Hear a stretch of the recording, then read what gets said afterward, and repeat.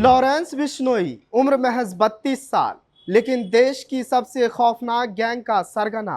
Jail से लेकर social media तक उसका खौफ पसरा है। पहले रंगदारी, फिर हत्याएं और नाम जुड़ रहा है कोलकाता रेप केस से। एक वक्त था जब लॉरेंस और गोल्डी एक दूसरे के लिए जान देने को तैयार थे, लेकिन अब वही दोस्ती दुश्मनी में बदल चुकी है। न गैंग एक रहा, न टारगेट, और अब इनकी दास्तां में एक नया एंगल जुड़ चुका है, रेप का एंगल। नमस्कार, आप देख रहे हैं जनतंत्र टीवी और मैं हूं आपके साथ सद्दाम करीम।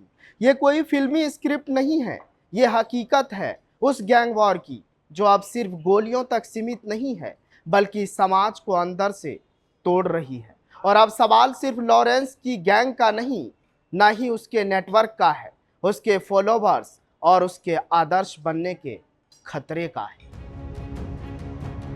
लॉरेंस बिश्नोई और गोल्डी की दोस्ती 2011 में शुरू हुई थी, जब बिश्नोई पंजाब विश्वविद्यालय में पढ़ाई कर रहे थे और जिसने जल्द ही हिंसा और मौत को गले लगा लिया था, अब संभवतः समाप्त हो गई है। उन्होंने माना कि इससे अधिकारियों के लिए बरार को पकड़ना और उनके नेटवर्क का भंडाफोड़ करना कठिन हो जाएगा। बिश्नोई, बरार और साझेदारी पिछले एक दशक में कई हत्याओं से जुड़ी रही है, जिसमें अक्टूबर 2024 में महाराष्ट्र के मंत्री और एनसीपी नेता बाबा सिद्दीकी की हत्या और दिसंबर 2023 में प्रमुख राजपूत नेता करनी सेना के प्रमुख सुखदेव कोगामेडी की हत्या जैसी हाई प्रोफाइल हत्याएं शामिल। मई 2022 में सिद्धू मूसेवाले की हत्या से भी जोड़ा गया है। जनवरी 2025 में बरार ने मीडिया से अपने अहंकार में कहा था, मूसेवाला कुछ ऐसी गलतियां की जिन्हें माफ नहीं किया जा सकता। हमारे पास उसे मारने के अलावा कोई विकल्प नहीं था। बिश्नोई गिरोह द्वारा सिद्दीकी की हत्या की जिम्मेदारी ली गई थी, जिसे बॉलीवुड स्टार सलमान खान के प्रति उनके समर्थन से जोड़ा गया था, जो अभिनेता से जुड़े 1998 के काले हिरन शिकार मामले को लेकर गिरोह के निशाने पर है। लॉरेंस बिश्नोई और गोल्डी की ब्रेकअप स्टोरी अब किसी गॉडफादर फिल्म से कम नहीं लगती। एक भारत के जेल में बंद है, दूसरा अमेरिका में बैठा पूरे गिरोह को चला रहा है। और जब लॉरेंस के छोटे भाई अनमोल बिश्नोई को कैलिफोर्निया में गिरफ्तार किया गया, तभी से दोनों गैंगस्टरों की दरार खुलकर सामने आ गई।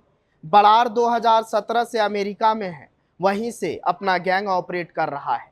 लेकिन जब उनके मंसूबों पर भी अब सवाल उठने लगे हैं, क्योंकि इस गैंग की किताब में अब सिर्फ मर्डर ही नहीं, रेप और खालिस्तानी लिंक जैसे पन्ने भी जुड़ रहे हैं। सवाल यह है कि क्या लॉरेंस और गोल्डी का ब्रेकअप वाकई गैंग का पतन है, या अब हर किरदार अलग अलग कहर बनकर सामने आएगा। अप्रैल 2024 में बिश्नोई गिरोह के सदस्यों ने सलमान खान के मुंबई स्थित घर के बाहर गोलीबारी की। अभिनेता घर में ही थे, लेकिन उन्हें कोई चोट नहीं आई और हत्यारे बाद में गुजरात में पकड़े गए। दोनों सितंबर 2023 में सुखदूल सिंह उर्फ सुखा दुनके की हत्या का भी दावा किया है, जो खालिस्तान समर्थक संबंधों के कारण राष्ट्रीय जांच एजेंसियों द्वारा वांछित था।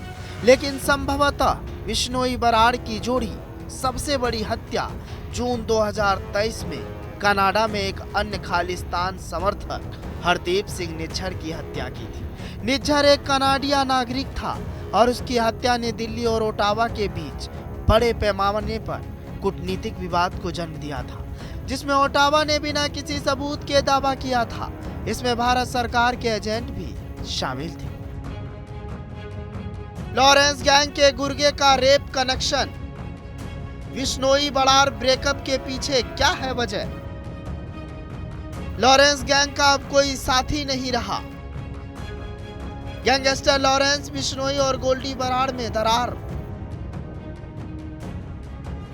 कोलकाता रेप केस में अब नया एंगल सामने आया है। पुलिस अधिकारी उन लोगों की पहचान करने की कोशिश कर रहे हैं जिनसे मुख्य आरोपी मनोजीत मिश्रा ने गिरफ्तारी से कुछ घंटे पहले मुलाकात की थी। गार्ड के कमरे से जब्त की गई चादर पर एक दाग पाया गया है और पुलिस यह पता लगाने की कोशिश कर रही है कि क्या इसका दुष्कर्म से कोई संबंध है।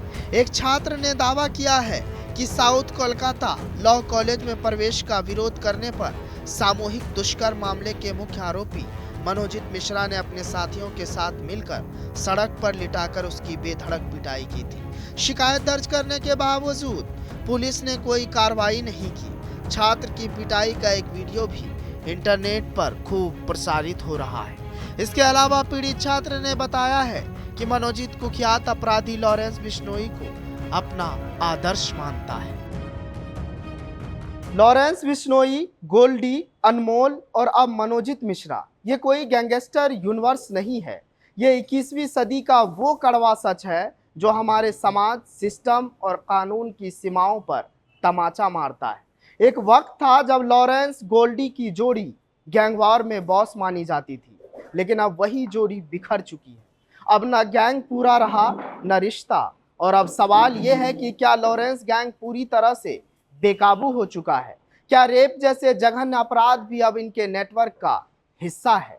और अगर हाँ, तो सवाल सिर्फ कानून का नहीं है, समाज की सोच, सिस्टम की चुप्पी और हमारे शहरों की सुरक्षा पर भी है। ये लड़ाई अब सिर्फ बिश्नोई बराड़ की नहीं, ये लड़ाई है उस सच्चाई की जो हर गली, हर कॉलेज और हर शहर में धीरे धीरे फैल रही है। और अगर जब गैंगस्टर आदर्श बन जाए तो समझ लीजिए असली खतरा वहीं से शुरू होता है। फिलहाल इस कहानी में आज के लिए बस इतना ही। जनतंत्र टीवी पर खबरों का सिलसिला जारी है।